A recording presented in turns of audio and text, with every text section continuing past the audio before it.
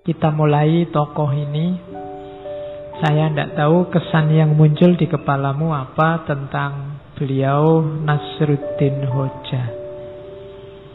Tokoh ini yang jelas, yang pertama menyuruh kita hidupnya tidak tegang.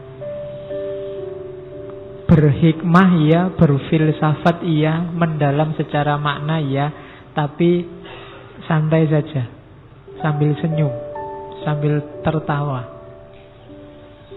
Kalau kamu tidak percaya, Nabi itu sering tertawa. Di banyak hadis, bahkan ada beberapa hadis yang menyebut Allah pun tertawa. Lah kok manusia tidak bisa ketawa?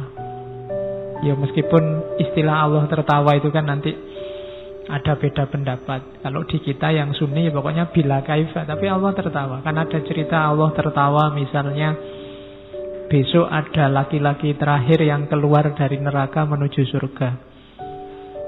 Mungkin dia lihat surga dari jauh terus tertarik. Ya Allah, mbok aku dekat saja sama surga sudah senang. Ya sudah mendekat. Ya Allah, saya nggak masuk juga tidak apa-apa, nongkrong di depannya aja senang. Ya sudah, silahkan nongkrong. Ya Allah, kok enak ya di dalam surga, mbok saya masuk di pinggir-pinggir juga tidak apa-apa. Ya monggo masuk itu. Dan Allah ketawa lihat orang ini. Lu Allah aja ketawa. Ada ceritanya, ada hadisnya. Apalagi Nabi banyak. Nabi itu wajahnya saja dilihat menyenangkan. Kalau dalam bahasa hadis, Nabi itu profilnya basam. Basam itu orang lihatnya seolah-olah Nabi itu senyum terus. Dilihatnya itu enak. Jadi sebelum Nabi ngomong, ketemu Nabi saja itu orang rasanya enak, kayak disenyumi terus. Kalau kalian kan mungkin ada di antara kita yang kebalikannya malahan. Nonton wajah itu pengen muntah. Ada yang gitu, nesunan, ngamuan, itu kan tidak enak. Kalau Nabi basam. Oke, kepada siapa saja. Makanya orang Islam harus bisa ketawa. Jangan ngamuk terus. Saya ngutip sedikit itu sebenarnya ada di pengantarnya Nasruddin Hoja. Saya lupa profesor yang nulis, tapi itu diambil dari kitabnya Abu Hayyan At-Tauhidi, Al-Bashair wa Dakhair.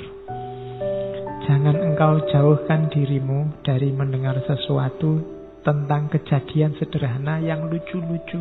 Jadi kalian nonton yang lucu-lucu tidak apa-apa, nonton komedi tidak apa-apa.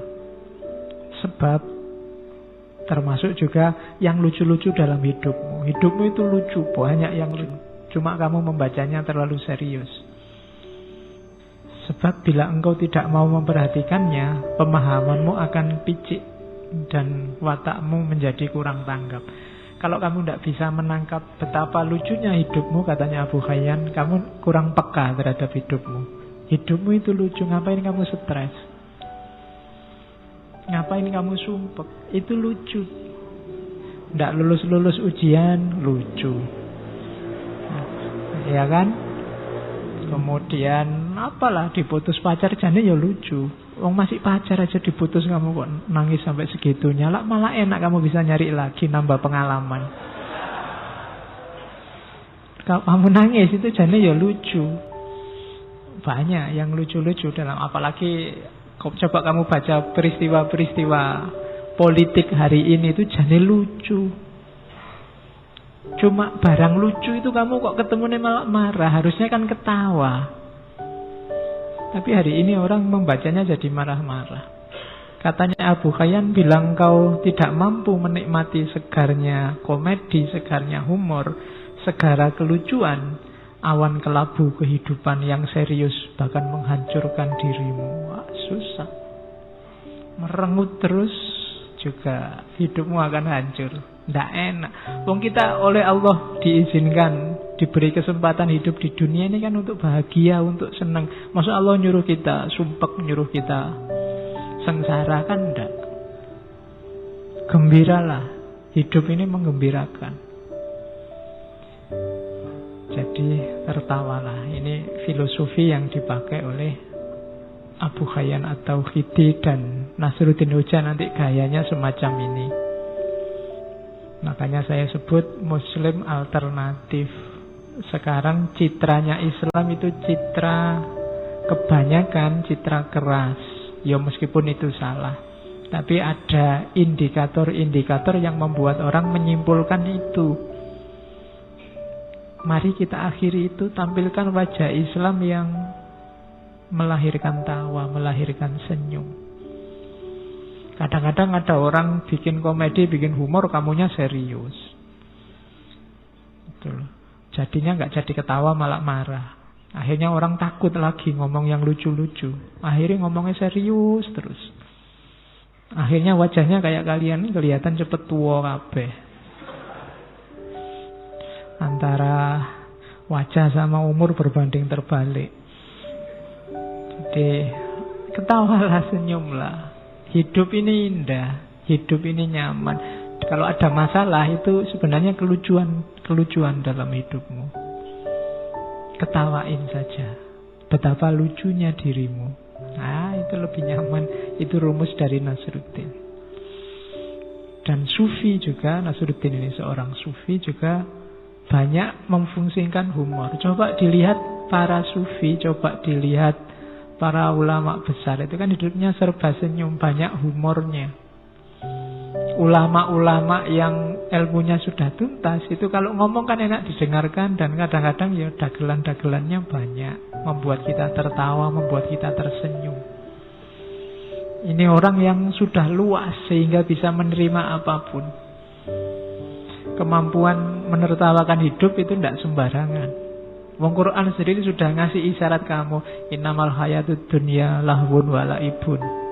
Kehidupan dunia itu hanya sendaguru. Sendaguru itu kan harusnya melahirkan ketawa, walaibun, dan permainan, dolanan. Jangan serius-serius. Kan sudah dibilang gitu. Cuma kita tertipu. Wong ini cuma sendaguru kok kita serius. Sampai tawuran, sampai pukul-pukulan, bunuh-bunuhan. Salah rumus berarti hidup kita. Ayo pakai rumus yang benar. Kalau permainan, ya posisikan sebagai permainan. Kalau sendagurau, posisikan sebagai sendagurau. Bahkan dalam dunia sufi, humor ini ternyata perannya banyak, mainnya banyak.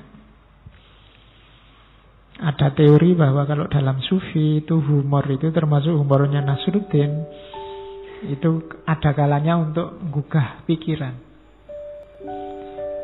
Orang yang jeli membaca humornya sufi itu tidak cuma dilihat cerita lucunya.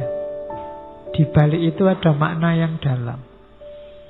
Dan itu bisa dikejar bagi orang yang daya pikirnya jalan, daya analisisnya jalan. Tapi orang yang hanya dapat lucunya, ya nggak dapat maknanya. Kayak para wali zaman dulu ketika menyampaikan ajaran Islam itu kan pakai media budaya. Pakai wayang, pakai model baju, pakai punokawan yang suka ndagel. Itu kan media humor. Kalau para wali yang dalang, meskipun punokawan, meskipun ada Semar Bagongnya, ada limbuannya mungkin, tapi lucunya pasti ada maknanya. Tidak tahu maknanya pun tidak apa-apa, kamu dapat ketawanya, tapi kurang dalam. Ketawanya sudah dapat, cuma dalamnya. Dulu waktu di antara yang diperdebatkan Sunan Kalijogo sama Sunan Giri kan itu, Sunan Giri orangnya serius. Kalau Sunan Kalijogo maunya, ya sudah kita ambil pelan-pelan. Lah nanti kalau umat tersesat, enggak kalau tersesat. Wong ini umat Islam ini kan akalnya jalan. Lama-lama mereka juga ngerti rahasianya. Lama-lama juga mereka bisa belajar sendiri, tahu yang benar. Sekarang biar mereka tertarik dulu lah pakai media-media budaya, termasuk pakai humor. Kalau ada ustadz atau ulama atau kiai ceramah yang tidak ada humornya sama sekali kan, ya paling kamu ngantuk, paling hadir sekali dua kali, besok nyari alasan kalau diajak. Penariknya kurang, pemicu berpikirnya kurang. Maka fungsinya humor dalam sufi yang